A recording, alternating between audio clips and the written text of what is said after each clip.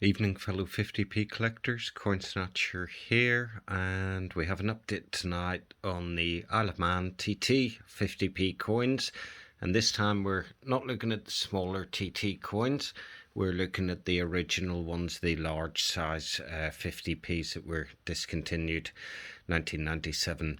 So the first 50p here, I thought I'd just do a quick run through the collection and let you folks see the difference between these coins. So the first one we have is a 1981 coin, and if we look just in the bottom of the motorbike, sorry, you can see there's two little A's. So this is an AA die mark, but what's different about this coin is that where we look at racing on the fairing of the bike, we can see that it actually says RA Racing. So I think this was an error in the whenever they designed the coin, they put RA in front of the racing in error, and before they rectified the error they released a second version of the same coin, but this time the coin had the AB die mark. You can see it there quite clearly. It's a nice clear die mark on that coin. And if we look up at RA Racing again, you can see the RA in front of the racing. So they then put it right for the third coin. So you can see now where it says racing, there's no RA in front of it. This coin wasn't produced with an AA die mark, it was only produced, to the best of my knowledge, with an AB die mark. And all three of these coins are 1981. And then the fourth 1981 coin, which you can see here, is a diamond finish coin. So this has got the really nice BB die mark on it. And then after that, we went on to the 1982 coin. And on the 1982 coin, to find the die mark, you need to look over to the right hand side, and it's just above the line, just where the laurel wreath is to the right hand side. And if you can see that, you can see we've got two little A's down there, so this is the AA die mark.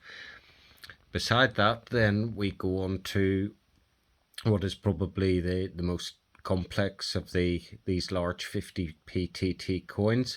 So this is the 1983 coin. Now to find the die mark on this coin, we need to look up to the left hand side again, just to the laurel wreath, and we can see there on this coin that it has the AA die mark.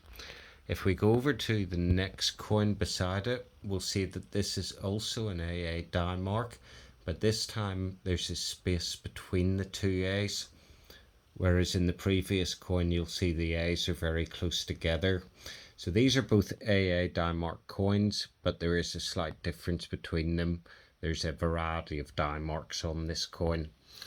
So that's the first line of 7 coins. If we go on to the second line of 7 coins, we can see that this time the die mark is AB. So you can just see that up in the left hand corner there, just beside the wreath, and the A and the B on this one are nice and close together. So that's the AB die mark. Now there is, as far as I'm aware, a 1983 AC die mark, but I haven't come across that one yet, hence why we have a capsule, a little bit of cardboard in it, and that's ready to receive the 1983 AC coin should it ever appear. If I can find one, we'll have to keep hunting for that, but we haven't got one at the minute. So sticking with 1983, the next coin we have, if we have a nice little zoom in there, we can see the die mark up in the left hand side again, and this time the die mark is a D. There's a little space between the A and the D, and if you look at the D, just to the point of the D, you'll see that there's sort of a little bit of the landscape there. It's like a little line, and there's a little space between the D and that little line to the right hand side of it. And then if we move on to the next coin beside that, this is also an AD die mark coin, but as with a lot of these coins, there's variations on the die mark. So you can see the A on the left hand side, and this time the D has been moved over to the right hand side, and it's now sitting touching the line to the right of the little point of the D. So two different two different coins, the same die mark, but the die marks are different on it. And then if we go on to the next coin, we'll see there's a space ready for this one, and this is a 1983 BB die mark, and the BB die mark is one of the rarer ones to get. It means it's a diamond finish coin, so a coin that was released really especially for the collectors. And then the final coin that wraps off the large size of the TT coins is this sidecar coin, and this is a 1984 50p. So you can just see that there. It's quite a nice coin as well. And just while we're at it, if you want to see the die mark on that, it's just at the bottom of the wreath, and this is an AA die mark. And to the best of my knowledge, there is only that one die mark that's available on that coin. I will keep looking, because you never know, there might be another one, but I think it's pretty much a certainty that that is the only die mark that's available. So what have we got today to add into the collection? Well, it's 1983, obviously, but is it the AC or is it the BB? So 1983 Isle of Man Tourist Trophy, the Victor's Double Crown, and it comes in this rather nice little packaging. Lots of information there about the 1982 Formula 1 TT, lap records, and Ron Haslam's first TT win. And if you want to have a little read down that, you can slow it down and have a little read.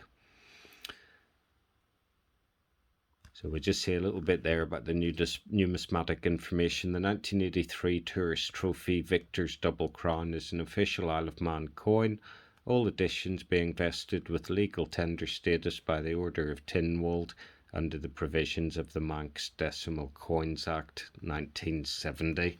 And this is quite nice. It shows the different versions of the coin that are available. So you have a standard Cupro nickel edition, so that's the ones with the Ra racing, the normal racing, and the different die marks.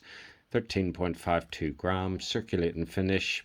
The worldwide edition limit is 100,000. So out of those 100,000, you have to split it up into the various different die marks.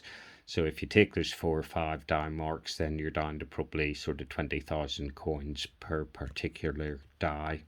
Next one we have is the platinum one, 30.4 grams, so over twice the weight of the standard coin in a proof 4 finish, and they only minted 50 of those. I would imagine those are all in private collections in the Isle of Man, because I have never come across one that's been for sale. But that's certainly the sort of thing to keep an eye out for at car boot sales and that sort of thing, where you might get somebody selling it who doesn't realize how rare it is. But of course, platinum's even more valuable than gold, and gold, 22 karat gold, the next one down, it's 26 grams. So again, the platinum is a heavier coin than the gold one. Finished to proof 4 standard, and again, the mintage on this is really low, it's only 250. And then the final one we can have a look at there in the precious metals is sterling silver, 15.5 grams, proof 4 finish, worldwide edition limit of only 5,000 coins. And then the one that the collectors go for, which is the one with the BB die mark, is the limited collector edition, 13.52 grams, same weight as the circulating coin, but struck to a diamond finish, and the worldwide edition limit on this is 30,000. So some people would say 30,000 is rare, some people would say it's not so rare, but overall these coins being minted in 1983, they're nearly 40 years old, so actually getting one of them that is still in the packaging now is probably quite rare. And then on the right hand side, there's a little bit more information about the TT races. And I myself have been to the Isle of Man probably over my lifetime, I would say 12 to 15 times. It used to be our regular place to go for summer holidays, and it's an absolutely fascinating street race for motorbikes. It's really, really good. The only one that we have in Northern Ireland, which is also one of the best, is called the Northwest 500, and that's held up in the north coast of Northern Ireland. And I had the pleasure of watching that race many a year as well. There you have the Manx TT circuit. So this goes around the Isle of Man. And even back in 1982, these bikes could average 130 miles an hour going around this track. So absolutely phenomenal speeds. You make one mistake at that sort of speed, you could be into a stone wall, you could be into a tree, you could be into someone's garden, or possibly you could be into the spectators, which of course all added to the thrill of it. 1983 Isle of Man Tourist Trophy results. So I guess if you were into your motorbike racing more than the coins, you could fill that out and keep track of all the races. And there we have Ron Haslam, the Formula One race victor, and all his various times there. So you can see there he's had an average speed of 113.33 miles an hour. Just phenomenal speeds really. Even though it was 40 years ago, that is still bloody quick even by today's standards. And then the other 1982 winners, we'll give them a bit of recognition as well. You have the classic race, the junior race, you have the senior race, the sidecar race. So of course the sidecar race, 1984 coin there with the sidecar on it. We have the Formula 2 and the Formula 3. And of course the different formulas refer to the size of the engines in these bikes. A little bit of information at the bottom about Popjoy Mint. So let's have a little look at the certificate that came with the coin. And this is in really nice condition for 40 years old. We certify this legal tender 50p TT coin is an official issue of the Isle of Man government and is strictly limited as hereunder. Cupro nickel, diamond finish, 30,000. And a signature there from the Popjoy Mint, and a signature there for the Isle of Man Treasury. So let's have a little look see at the coin and see what this coin is like. So I took the liberty of taking it out of its little plastic sleeve because otherwise it would be quite impossible to do it with one hand while recording. And if we pop this into its little capsule, we'll just dispose of that. In fact, we'll turn it round actually for the time being. And we'll pop that in there. And if we have a little zoom in on this, we'll look for the die mark on it. So we're going up to the top left hand corner and we can see that that has the BB die mark. 1981 also has the BB die mark. That was the coin that's just up here. You can see the BB on that as well. So in terms of the collection moving along with the Isle of Man coins, the TT ones, the large ones, as far as I'm aware at the minute, it's only the 1983 AC coin to get. So does the coin exist? Does it not exist? If anybody knows, leave a comment below. I think it's in the book and that's why I have a capsule for it. But just because a coin was struck doesn't necessarily mean that any of them were sold or they actually got into circulation or not. And of course, it would always be nice to find one. But I haven't found one as yet, so I will keep hunting for that. But that may be the last update for a while. Unless I decide to buy the silver versions of these coins which have a D die mark on them. And I'm not saying that's out of the question. It's entirely possible. I do have a couple of spaces there. So of course there is room to pop a diamond or a silver proof D mark coin in the trays as well. I think there's probably one for 1981, 1983 I would imagine as well. So stay tuned. That's it for now. If you had enjoyed the video, hit the like button, hit the subscribe button if you're not subscribed already, because like about 88% of the people who watch the videos aren't subscribed.